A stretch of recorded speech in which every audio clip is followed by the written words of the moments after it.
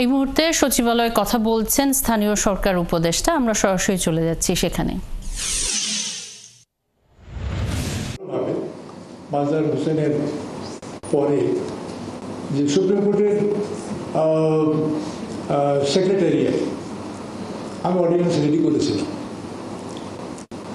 Supreme কোর্টের secretariat থাকার জন্য আমি অর্ডিন্যান্স রেডি করেছিলাম, তা আমার মুখ দেখেনি। তো তাহলে সেই একই প্রশ্ন এখন করে দেওয়া হলো, আগামীতে থাকবে?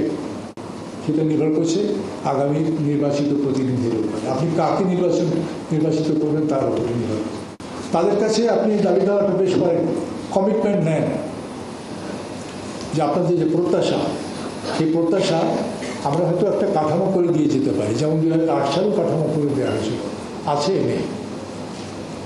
এরপরে আরও ছিল যে জাজেস অ্যাপয়েন্টমেন্ট, বিচারকের উচ্চ আদালতে বিচারকের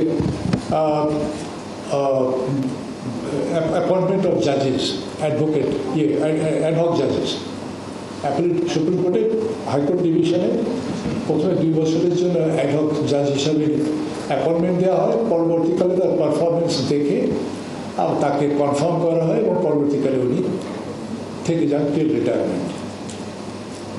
সেখানে আজ পর্যন্ত কোনো প্রক্রিয়া ছিল না যে এই প্রসেসে সব জায়গায় তো হয়, যারা প্রজাতন্ত্রের কর্মচারী তারা একটা প্রক্রিয়ার মাধ্যমে আসে, বিশেষ পরীক্ষা দিয়ে আসে, পাবলিক সার্ভিস কমিশনের সামনে উপস্থিত হন, তার মাধ্যমে তাদের অ্যাপয়েন্টমেন্ট হয়, প্রবেশন থাকে, তারপরে প্রথম দায়িত্ব পান এসি ল্যান্ড হিসাবে, সে ইন্ডিপেন্ডেন্ট একটা রেসপন্সিবিলিটি পাওয়া হয়, তাদেরও ট্রেনিং হয়। সেই ট্রেনিংয়ের সমাপনী অনুষ্ঠানে আমি 2 দিন বা 3 দিন আগে গিয়েছিলাম। তো তাহলে এখন প্রশ্ন যে বিচারক নিয়োগের তো কোনো প্রক্রিয়া নেই। 2008 সালে সেটা আমি করেছিলাম যে supreme judicial council for appointment of commission বোধহয় অ্যাপয়েন্টমেন্ট অফ জাজেস।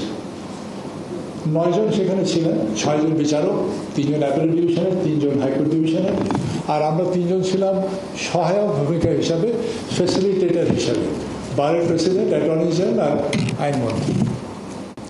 তাহলে 9 জনে 6 জন মিলে বিচারকরা অ্যাপয়েন্টমেন্ট দিয়েছিলেন 4 জনের।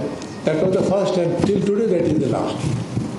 এরপরে ওই কমিশন ভেঙে দেওয়া হয়, আবার সেই ফিরে যায় আমরা পুরনো পদ্ধতিতে। আমার চেনা পরিচিত, যাকে আমার পছন্দ, যে আমার কথা শুনবে, এই ধরনের আমার বিচার বিভাগ পেয়েছি।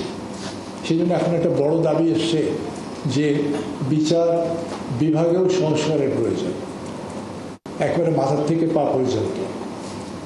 যে বিচারক নিয়োগের যে প্রক্রিয়া হয়েছে সেটা স্বচ্ছ কিনা, হাইকোর্টে যে বিচারক প্রক্রিয়া হয়েছে সেটি স্বচ্ছ কিনা, এবং পরবর্তীতে অ্যাপেল ডিভিশনে যে বিচারক নিয়োগ হয়েছেন সেগুলি স্বচ্ছ কিনা। এখন এই স্বচ্ছ করার দায়িত্ব কি ইন্ডিয়ান গভর্নমেন্টের? না। যারা 5 বছরের জন্য এই পার্লামেন্টে থাকবেন, আইন প্রণয়ন করবেন, তাদের হাতে। সুতরাং জোরালো দাবি তাদের কাছে হতে হবে। আর নির্বাচিত হচ্ছেন কোথা থেকে? বিভিন্ন আমাদের যে সিস্টেম, রাজনৈতিক দলের মাধ্যমে এই নির্বাচনগুলো হচ্ছে, পলিটিক্যাল পার্টিজের মাধ্যমে নির্বাচনগুলো হচ্ছে। আমাদের সংবিধানের মধ্যেই কিন্তু আছে পলিটিক্যাল পার্টির উপস্থিতি, ডাইরেক্টলি এবং ইনডাইরেক্টলি।